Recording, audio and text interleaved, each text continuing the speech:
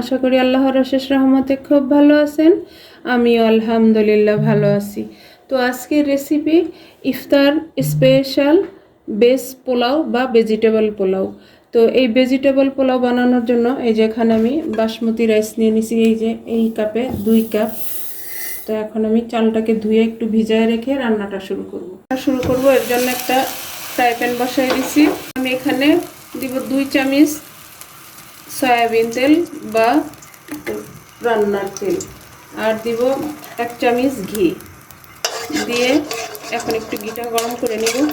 এখন এই পর্যায়ে দিব যে আমি 3টা শুকনো মরিচ, 5টা এলাচ, একটা কালো এলাচ, একটা স্টার আনিস, একটা দারুচিনি, 4-5টা লং আর 1/2 চা চামচ শাহজিরা দিয়ে এর মধ্যে এখন দিয়ে দিব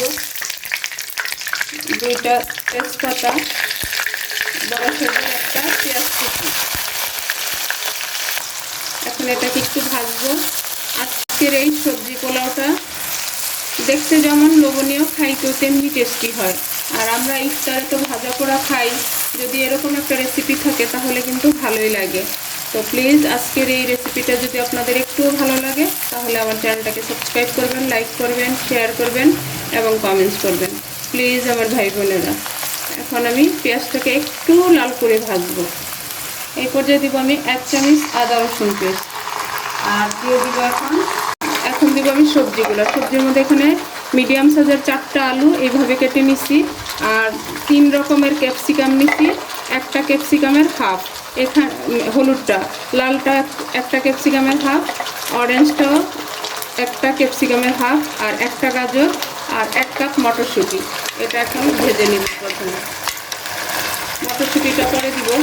এখন এই যে সবজিগুলো একটু ভাজবো, আর এত সুন্দর ফ্লেভার আসতেছে। প্লিজ বাসায় বানালে বুঝতে পারবেন। এটা ইফতারে বা সেহরিতেও কিন্তু খাওয়া যায়, আর এটার সাথে যে কোনো তরকারি হলেই চলবে। গরু মাংস হোক, মুরগির মাংস হোক, বা ডিম ভাজা হোক, যেইভাবেই হোক না কেন এটা খাইতে অনেক টেস্টি হয়। একটু 1/2 চামচ দিব আমি মরিচ গুঁড়া, এটার মধ্যে অন্য কোনো মশলা যাবে না। আর 1/2 চামচ দিব হলুদ গুঁড়া, আর দিব স্বাদ মতো লবণ। মাশাআল্লাহ, এখনই অনেক সুন্দর একটা ফ্লেভার আসতেছে। এখানে আবার মশলাটার সাথে সবজিগুলো একটু ভেজে নেব।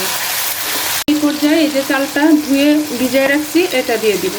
এখন আমি এই মটরশুঁটিটাও দিয়ে দিব।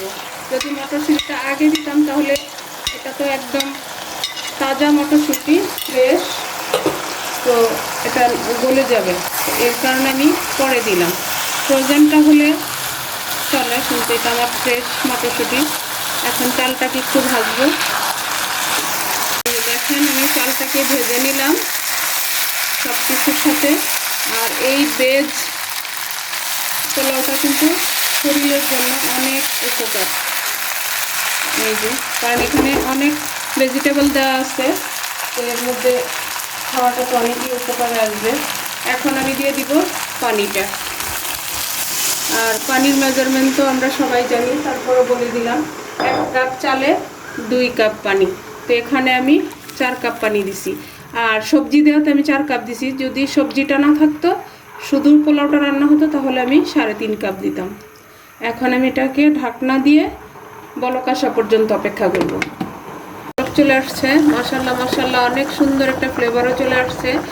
আর এই সবজি পোলাওটা কিন্তু আরবিয়ানদের কাছে অনেক ফেমাস একটা খাবার। ওরা এই রমজানের ইফতারে এটা রাখেই, এমনিতেও খায়, অনেক সময় কিন্তু আমার বাসায়ও দেয়। তো সেই রেসিপিটাই আমি আপনাদের সাথে শেয়ার করলাম। একেবারে অল্প উপকরণে অনেক স্বাস্থ্যকর একটা রেসিপি। এখন দিব 1/2 চা চামচ গরম মশলা গুঁড়া। এই গরম মশলা গুঁড়াটা আমি নিজে বানাইছি বাসায়। এই যে দিয়ে দিলাম। মাশাআল্লাহ, এত সুন্দর সেন্ট আসতেছে। এটা থাকলে ইফতারে আর কিছুই লাগবে না। এখন দিয়ে দিব ঝাল ছাড়া 5টা মরিচ। এই মরিচটা আরবিয়ানরা ব্যবহার করে, তো আমি যেহেতু আরবিয়ান ভেজ পোলাওটাই আপনাদের সাথে শেয়ার করতেছি, তো আমি ওই রকমভাবেই রান্নাটা করলাম। তো যদি আপনাদের ভালো লাগে তাহলে অবশ্যই এই রান্নাটা করে খাবেন এবং আমাকে কমেন্টসে জানাবেন। আমি যেহেতু আরবিয়ানদের ভেজিটেবল পোলাওটাই আপনাদের সাথে শেয়ার করতেছি। ঠিক ওই সবজিগুলো দিয়েই আমি আপনাদের সাথে শেয়ার করলাম, যাতে আপনারা সেম রেসিপিতে রান্না করে খেয়ে বুঝতে পারেন যে এত টেস্টি এই রান্নাটা। তো এখন এই পর্যায়ে দিয়ে দিব আমি হাফ চামচ চিনি। এই যে দিয়ে দিলাম। দেওয়াতে পোলাওর টেস্টটা আরও ভালো আসবে। এখন একটু নেড়ে মিশাই দিব। এই পর্যায়ে দিব 1 চামচ কেওড়া জল। আমরা ভাবি যে শুধু মাংস দিয়ে পোলাও খাওয়া যায়, না, এরকম সবজি দিয়েও পোলাও খাওয়া যায়। একবার বাসায় বানালে বুঝতে পারবেন অনেক টেস্টি হয়। আর বললামই তো, সবজিটাও খাওয়া হয়ে যায় সবার। এর জন্যই তো অনেক উপকারে আসে এই রমজানে আরাবিয়ানরা এমন এমন রেসিপি করে যাতে শরীরের পক্ষে অনেকটাই উপকারে আসে। এখন আমি ঢাকনাটা দিয়ে দিব, দিয়ে চুলার আঁচটা মিডিয়াম টু লো করে 15 মিনিট এটাকে রান্না করব। 15 মিনিটের মধ্যে কিন্তু আমার এই বেস্ট পোলাও বা সবজি পোলাওটা হয়ে যাবে। এখন এই যে ঢাকনার ছিদ্রটাও আমি বন্ধ করে দিব। আমি 15 মিনিট পরে আসলাম। মাশাআল্লাহ মাশাআল্লাহ, দেখেন আমার সবজি পোলাওটা কত সুন্দর হয়ে গেছে। এই পর্যায়ে দিয়ে দিব আমি 1 চামচ পুদিনা পাতা। এই পুদিনা পাতার ফ্লেভারটা এই সবজি পোলাওটার মধ্যে আরও সুন্দর একটা ফ্লেভার নিয়ে আসবে। এখন আমি একটু নেড়ে দিব। দেখেন মাশাআল্লাহ মাশাআল্লাহ, একেবারে ঝরঝরা, আর আলুটাও সিদ্ধ হয়ে গেছে। আমি হাত দিয়ে ভেঙে দেখাই। এই যে একেবারে সিদ্ধ হয়ে গেছে। পুদিনা পাতাটা দেওয়াতে আমি আবার নেড়ে মিক্স করে 5 মিনিট আরও দমে রাখবো। আমার 5 মিনিট দমে রাখা হয়ে গেল। মাশাআল্লাহ মাশাআল্লাহ, লুকটা দেখেন। এখন চুলাটা অফ করে নিব। অফ করে সার্ভ করে আমি আপনাদের সাথে শেয়ার করতেছি যে আমাদের আজকে এই ভেজিটেবল পোলাও বা বেস্ট পোলাও, সৌদিয়ানদের ফেমাস একটা খাবার, রান্নাটা কেমন হয়েছে। এই যে দেখেন মাশাআল্লাহ মাশাআল্লাহ, এরকম যদি ইফতারের টেবিলে থাকে তাহলে আর কি চাই। এই যে একটা প্লেট নিয়ে নিলাম। এখন আমি এটাকে সার্ভ করে নিব। এই যে দেখেন মাশাআল্লাহ। এই যে এটা কিন্তু আরাবিয়ানরা ডাল দিয়েও খায়, এটা ডাল দিয়েও খায়। আমি ওই রকম ডালও রান্না করছি, কিন্তু শেয়ার করি নাই আপনাদের সাথে, যেহেতু বাচ্চারা খাবে। আমার বাচ্চারা এই খাবারটা অনেক পছন্দ করে।